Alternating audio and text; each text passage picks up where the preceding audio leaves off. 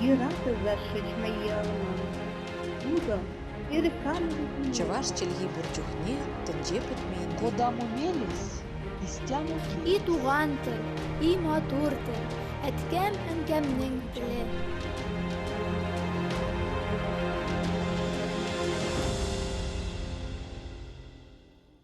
Исәнсез, сіз Татарстан 24 каналында туған тел тапшыруын қарайсыз. Сізнің білән мен Гүлүсә Сыңғатуллина.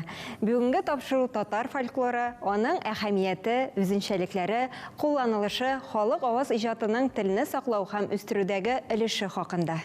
Фольклор халык хикмәте, акылы, теге яки бу милләтнең сүз сәнгате, тел иҗаты.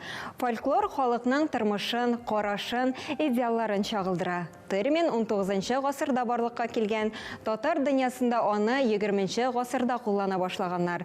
Фольклор телдән иҗат ителүе һәм телдән телгә күчеп яшәүе белән үзенчәлекле. Халык аваз иҗаты әсәрләре телдән сөйләнгәндә һәм башкарылганда гына җанлы һәм тормышчан була. Фольклор сүзе инглизчәдән халык зирәклеге, халык акылы буларак тәрҗемә ителә.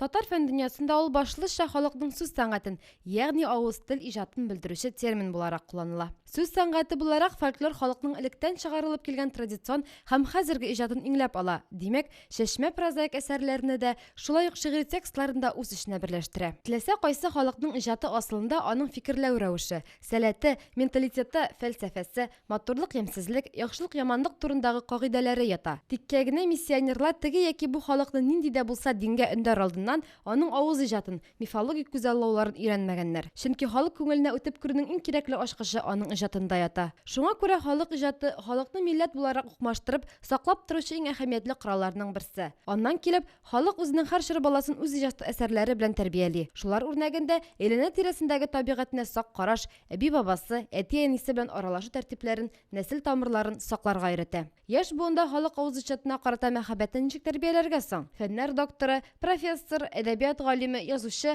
меңләгән студентларның укытучысы һәм остазы Тәлгать Галиуллин мәсьәләнең катлаулы булуын ассызыклады. Әмма чишү юллары юк түгел. Күп нәрсә әлбәттә безнең татар мәктәпләре саклану, татар теле саклану белән бәйле. Аннары икенче яктан фольклорга мәхәббәт ул бит булай гына булмый ул.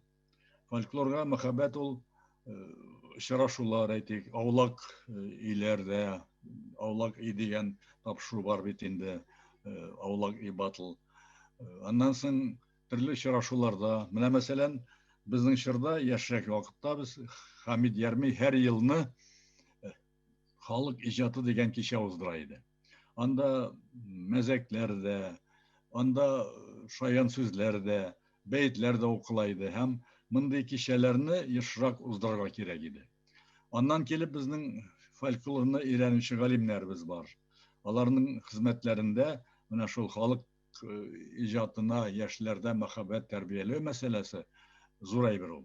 Аннары бит халык иҗат дигәч без аны теге турыдан-туры аның теге сүзләрен, бәйтләрен яттан сөйләп йөрү турында бармый. Халык иҗатында халыкның әхлагы чагыла.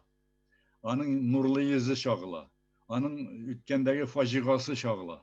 Аның киләчәге турында уйланулары чагыла. Менә шуңа күрә без яшь буынны халыкка мәхәббәт рухында тәрбияләргә телибез икән, шуны булдырабыз икән, без бер вакытта да аның әхлакый йөген онытырга тиеш түгелбез. Фольклор күп гасырлык тарихи тәҗрибәне, географик, климатик, икътисади шартларда халыкның дөньяга карашын, тарихи үсешен чагылдыра. Шул ук вакытта фольклор аерым халыкның, аерым төбәкнең авыз иҗаты буларак берничә функция башкара. Халыкның эстетик һәм этик нормаларын саклый, халык характерындагы иң яхшы милли сыйфатларны пропагандалый, милли үзаңны үстерә. Татар фольклоры традицияләрне чагылдыручы уникаль жанрлар җыелмасы. Татар халкының авыз иҗатында аның гырыф-гадәтләре, фәлсәфи карашлары, психологиясе, ментальлеге чагыла. Фольклор сәнгатьнең барлык традицион төрләрен үз эченә ала. Мәдрәсәләрдә китап киштәсе, сак белән сыкның бәйтәни телдән телгә күчеп йөргәндә һәм төрле кешеләр авызыннан сөйләгәндә әсәрнең ниндидер бер тотрыклы вариантта гына яшәүе мөмкин түгел. Ул төрле үзгәрешләргә дучар була. Моңа мисал итеп Саксык яки Беренче Бөтендөнья сугышы бәйтләренең, Хан кызы яки Җизнәкәй дигән җырларның, Алпамша яки Идегәй дастаннарының төрле вариантлары һәм версияләре булганлыгын күрсәтергә мөмкин. Татар халык авыз иҗаты әсәрләре безнең татар әдәбияты дәреслекләрендә гомумән зур күләмле урынны алып тора. Бу безнең дәреслекләрдә чагылыш тапканда халык авыз иҗаты укучыларның яшь үзенчәлекләреннән, татар телен белү белмәү дәрәҗәсенә карап төрлечә урнаштырылган. Рус телле балаларга бу халык авыз иҗаты инде әсәрләре гадиләштеребрәк, авыр сүзләр төшереп калдырылып, якынча текст җиңелләштерелеп бирелсә, инде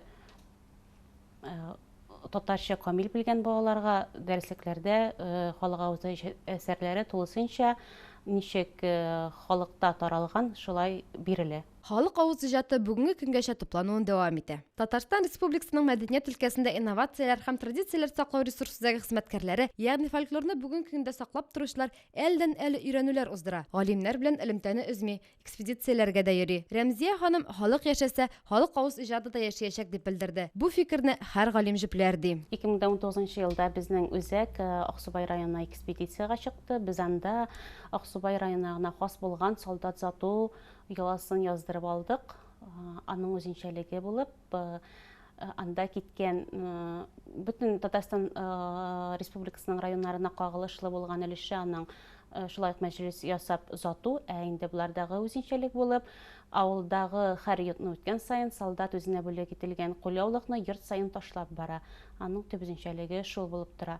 Булай без анда бик күп 25тән артык музыкаль мирас тупладык, мәчетләр тарихлары турында бик күп риваятлар, легендалар туплый алдык.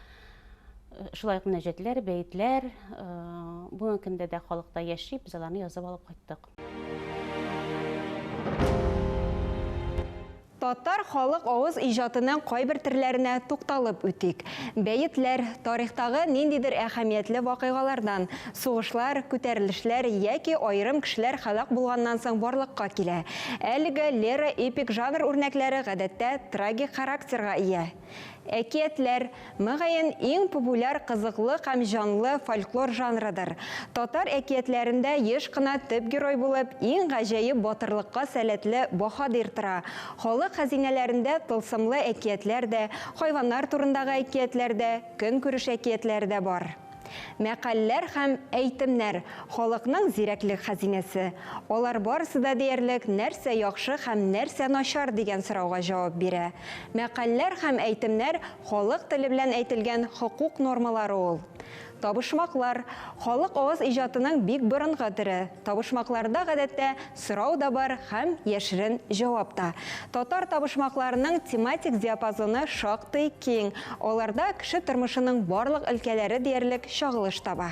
Мәкаль әйтемнәр, табышмаклар, мәзәкләр, әкиятләр, риваятләр, дастаннар, бәйет мөнәҗәтләр, лирик һәм йола җырлары, гореф-гадәтләр, милли бәйрәмнәр шөкер халыкта әле дә бар. Татар фольклоры әсәрләренең бер гасырдан ашкан җыелу, туплану тарихы мәгълүм.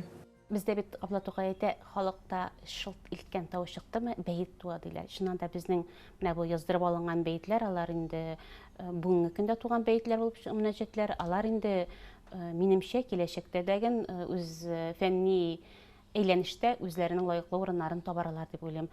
Безнең 2019 елда Тәлгат Нәбиш Галиуллинның бәйетләр китабы басылып чыкты. Бу Татарстан Республикасының районнарыннан җыеп алынган бәйетләре анда тупланган.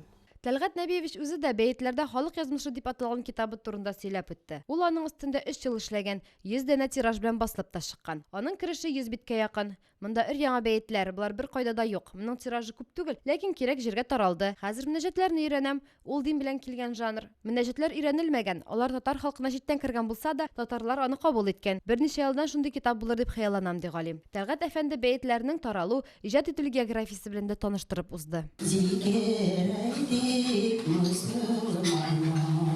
Безнең Татарстанга күчкәнче әйтергә кирәк менә Сибир татарлары җәүһәрләре, Сибир татарлары халык иҗаты шактый өйрәнелгән. Мәсәлән, тел галиме, фольклорчы Фәрит Юсупов Сібір татарларының халық ижатына бағышланған әллә ничә томнан торган китапларын чыгарды. Демәк, Сібір татарларында фольклор бар, фольклор яши. Шулай ук менә Саратов, Оренбург өлкәләрендә татарлар күпләп яшәгән өлкәләрдә анда әле халык иҗаты яши. Ләкин чынлыкта инде менә әйтергә кирәк, соңгы елларда шул менә ул өлкәләрдә татар мәктәпләре ябылу сәбәпле күбрәк менә халык иҗаты Татарстанда яши.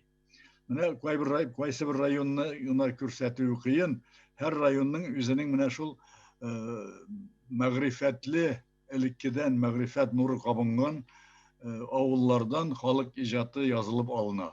Мәсәлән, Нурлат районында Киекле дигән авыл бар, Яңа Әмзә дигән авыл бар, Мураса дигән авыл бар. Менә мин шул үземнең туган ягымны әйтәм инде. Ул авылларда әле халык иҗаты яши, бәетләр чыга тора. Халык иҗатында шулай ук халыкның милли психологиясе, аның көнкүреше, туган җиргә, табигатькә мәхәббәт, хезмәткә хөрмәт, гаделсезлеккә карата нәфрәт, намуслылык, игелеклелек, кунакчылык кебек сыйфатлар чагылыш таба. Моңа инану өчен әкият геройлары, җырлар, бәйтләр образларына, мәкальләргә һәм әйтемнәргә мөрәҗәгать итүдә җитә. Халык авыз иҗатының бетмәс, текәнмәс хәзинә булуы берәүгә дә яңалык түгел. Бу җәүһәрләр әхлак чишмәсе дә, билем чыганагы да. Үзенең авыз иҗаты әсәрләре аша халык элек-электән үк кешеләрдә, бигрәк тә яшь буында туган җиргә, ватанга мәхәббәт һәм бирелгәнлек, ата-анага, өлкәннәргә хөрмәт, итәгать, хезмәт сөю, һөнәргә, белемгә омтылу, батырлык, гаделлек, сабырлык, тыйнаклык, юмартлык кебек күркәм сыйфатлар тәрбияләп килә. Фольклорны тулы нигез белән халыкның әдәп-ахлак кодексы, җәмгыятьтә үз-үзеңне тота белергә өйрәтүче язылмаган кануннар дип бәяләргә мөмкин. Балага туган телне сеңдерү иң беренче чиратта фольклор үрнәкләреннән башлана. Бишек җырлары аша сабый телне, милли көйләрне ишетә, әкиятләр аша дөньяны танып белергә, яхшыны яманнан аерырга өйрәнә. Димәк, безнең халык авыз иҗаты белән танышуыбыз бишектән үк башлана. Халык авыз иҗаты шәхес формалаштыруда мөһим чара булып тора. Татарстанда да, Татарстаннан тыш регионнарда да булдык экспедицияларда. Күп кенә материаллар яздырдык, әйтергә кирәк, бик уникаль материаллар. Хәзерге көндә менә мәсәлән, мин үзем Мордовияда булдым, күптән түгел генә инде аның буенча җыентык та чыгардым, ләмбрә мишәрләре буенча. Һәм инде менә ул регионнарда хәзер материал бетеп килә. Чөнки безнең традицияны саклаучы апаларыбыз, инде алар олы яшьтәгеләр, алар инде кызганычка каршы әкртен үлеп баралар һәм менә бу традицияларда алар белән китеп бара. Яшьләр инде күбрәк очракта теге современный форматта яңа җырлар тыңлыйлар, үзләренең элекке гәбиләреннән калган җырларын белмиләр. Менә без ул экспедициядә булганда бик кенә шактый материал яздырган идек. Казаннарда тойлар асрыйлар, мәсәлән, бу бик уникаль лирик җыр, ул регионда, Мордовияда гына булган, ләмбрә мишәрләрендә генә. Ул җырны бер каяда ишетеп булмый. Һәм инде без менә шул коллектив аша аны монда башкарып, коллективлар аша Казан дәүләт консерваториясында да ул җырлар башкарылды. Ул җырлар менә хәзерге көндә саклана, без аны җыентык чыгарып, без аны инде менә шулай саклап калу өлешен, бер өлешен ясадык. Ләкин инде яшьләр булмагач, менә шунсы кызганыч, бу традиция китеп бара. Яшьләр унытмасын, яшь буында үткән белеп торсын өчен мәдәният өлкәсендә инновацияләр һәм традицияләр саклау ресурсы үзәге бик зур эш башкара. Үткәргән фестиваль һәм чараларын бик тиз генә санап чыгам диме. Исемлек озын. Балалар өчен үткәрелгән Уенфест быел әле беренче тапкыр гына оештырыла. Ул Әлки районында узган. Хәзер исә август аенда булачак Уйнагыз гармоннар фестиваленә әзерләнеп йөриләр. Биредә фольклор ансамбльләре очрашып, парад булып Кремль буена әйләнәчәкләр. Иске Казан түгәрәк уен фестивале дә республика күләмендә уздырыла. Биредә хәтта фонограммага җырларга рөхсәт ителми. Җәй башланып китте безнең бәйрәмнәр, традицион бәйрәмнәр бөтенсе үттеләр инде менә әле ял көне генә Петрау бәйрәме булып узды, Крәшен бәйрәме. Аннан инде без уздырдык, бик зур фестиваль булды, безнең Ага базар дигән фестиваль, бу быел беренче тапкыр Болгарда узды. Бу инде этнофестиваль булды, шактый зур фестиваль. Болгарда бик күп кенә фольклор коллективлар җыелды. Без инде анда төрле коллективларны чакырдык. Безнең монда Иске Казан түгәрәк буены фестивалендә катнашучылар да бар иде. Многозвучный Татарстан конкурсында, Хыңле Татарстан конкурсында катнашучылар да бар иде. Бик кенә шактый күп коллективлар булды. Һәм инде кич белән шул фестивальдә безнең булды яңа форматта яшьләр белән башкарыла торган этнофьюжн дип әйтәбез инде без концерт. Монда инде яшьләр менә шул элеккеге җырларны яңа форматта башкаралар һәм инде аларны шулай итеп саклап калырга тырышалар. Тел халыкның, милләтнең иң беренче, иң әһәмиятле билгесе. Тел бетсә, ул телнең иясе булган халык та, милләт тә югала. Шуның өчен дә туган телен кадерләп саклау, үстерү, аның сафлыгы, матурлыгы өчен көрәшү һәр кешенең изге бурычы. Татар халык авыз иҗаты әсәрләренең телне саклап калудагы роле һичшиксез зур. Һәрбер ата-ана нарасые белән ана телендә күбрәк аралашсын, бишек җырларына, юаткычларга, мавыктыргычларга, уеннарга күбрәк игътибар бирсен иде. Һәр халыкның телен өйрәнү халык авыз иҗатының иксез-шиксез хәзинәсен танып белүдән башлана. Кешелек элек-электән өлкәннәрнең акыллы сүзләрен, төпле фикерләрен истә тотып яшәгән. Әвәлгеләрнең тормыш тәҗрибәсе кешеләргә яшәү дәверендә төрле кыенлыклардан чыга белү юлын күрсәткән. Буннан буынга күчеп килгән әлеге кыйммәтләр бүгенге көндә дә зур әһәмияткә ия. Уңышлы эшли белү бел, шулны башкалар да күрсен, үрнәк алсын, халыкка барып җитсен өчен масса күләм мәгълүмат чаралары кирәк. Тат мәдәни ресурс үзәге базасында түгәрәк уен альманах эшләп килә. Түгәрәк уен 2011 елдан бирле чыга. Күптәнге түгел, ләкин 10 еллык тарихы бар инде. Альманах квартал сайын, ягъни 3 айга бер тапкыр дөнья күрә. Журналыбыз менә узган елдан бирле үзгәрде. Тышкы ягына да, ички ягына да икенче төрле заманчалаштырып чыгара башладык. Бизәлешен, стилен үзгәрттек. Бик матур күреп торасыз. Шундый затлы, яхшы кәгазьдә затлы булып чыга башлады журналыбыз. Альманахыбызның укучылар арасында мәктәп укытучылары да бар, клуб мөдирләре дә бар. Мәдәният белән кызыксынган һәркем безнең журналыбызны алдыра. Безнең журнал тиражы почта белән элемтә бүлекләрендә язылырга мөмкин. Тиражы былай үсә, язылучыларыбыз бар. Түгәрәк уеннан кала тагын веб-сайтларда эшли. Ул әле апрель аеннан гына стартлаган булса да, бирдә шактый мәгълүмат тупланып өлгергән инде. Үзәк үткәргән чаралардан тыш, халык җәүһәрләре белән таныштыручы бүлекләр дә урын алган. Тагын бер төп бүлекне безнең сайтның тәшкил итә матди булмаган мирас объектларының паспортлары. Ягъни менә мәсәлән мин монда сезгә хәзер күрсәтәм изү ясау, изү җитештерү, тегү буенча паспорт. Анда бу һәр халык промыслының, һәр халык эшләнмәсенең ничек тарихы нинди, ул ничек эшләнә башлаган, кайчаннан ясала башлаган, аның хәзерге торышы нинди. Монда язма материалдан тышкына бик күп төрле фотолар, шулай ук хәтта аудио, видео материаллар да урнаштырылган.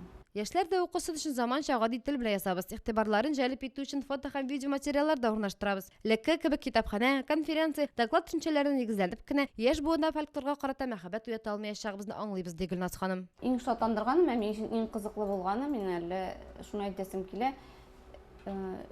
Төрле фестивальләрдә халык эшләнмәләре оештырылган күргәзмәләрдә, мастер-классларда яшьләр бик күп. Һәм алар кызыксынып, олыларга караганда яшьләр күбрәк килә. Алар күбрәк кызыксына, халык эшләнмәләрен торгызуда, менәндер яңа әйберләр эшләүдә яшьләр күбрәк кызыксыну күрсәтә һәм яшьләр күбрәк моның белән шөгыльләнә. Фольклор ул һәр вакыт үсештә, үзгәрештә. Теркәлеп калганнары аша гына да яшь буын үзенә бик бай белем туплый ала. Әдәбият, татар теле дәресләрен, тәрбия сәгатьләрен фольклор әсәрләреннән башка күз алдына китерү дә кыен. Фән, техника, компьютер, интернет заманында яшибез. Күп гасырлык фольклор байлыгыбызны тормышта куллануның саега баруы беребезгә дә сер түгел. Авыз иҗатына ихтыяҗның кимүе, телгә игътибарның кимүе белән тыгыз бәйләнгән. Туган телебезгә, гырыф-гадәтләребезгә, гомумән милли мәдәни мираска әһәмият бирү һичшиксез гаиләдән һәм мәктәптән башлана. Шунысы бәхәссез, милли тел, мәдәни байлыгыбызны саклап калу юлында уку-укыту системасында фольклорны куллану гаять ыртышлы чараларның берсе. Фольклор әсәрләре тәрбия бирү максатыннан да, шулай ук телне өйрәнгәндә логик фикерләү сәләтен үстерү, сүзлек запасын байыту чарасы буларак да кулланыла. Фольклор төшенчәсе иҗат, әдәбият белән генә шикләнми. Биредә өлкәләр бик күп. Аш-су, милли костюмнар, йолалар, уеннарның һәркайсында халыкның милли мәдәни рухы яшеренгән.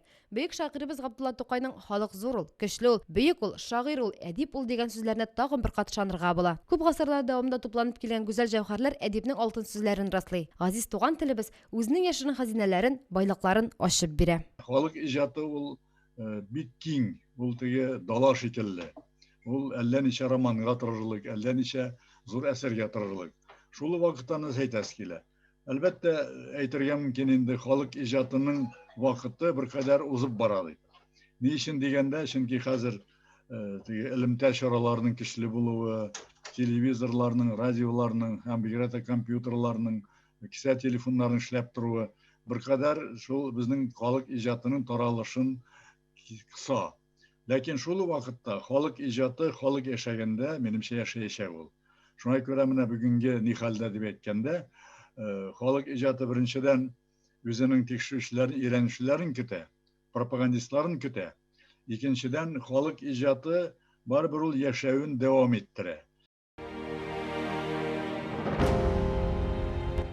Фольклор милләт тарихына һәм мәдәниятенә, туган тел, туган җиргә карата хөрмәт тәрбияли. Әйтеп үтүебезчә, аның теленә үстерү, байтуда да өлеше шиксез зур. Шуңа да халык авыз иҗатына карата игътибар кимемәсен. Яшь буынны тәрбияләүдә фольклор үрнәкләре ешрак кулланылсын иде. Шушының белән тапшыруыбыз ахырына якынлашты. Сез Татарстан 24 каналында туган тел тапшыруын карадыгыз. Без бүген татар фольклоры, аның әһәмияте, үзенчәлекләре, кулланылышы, халык авыз иҗатының телне саклау һәм үстерүдәге өлеше хакында сөйләштек. Сезнең белән Гөлүсә Сыңгатуллина булды. Сау булыгыз. Киләсе очрашуларга кадәр.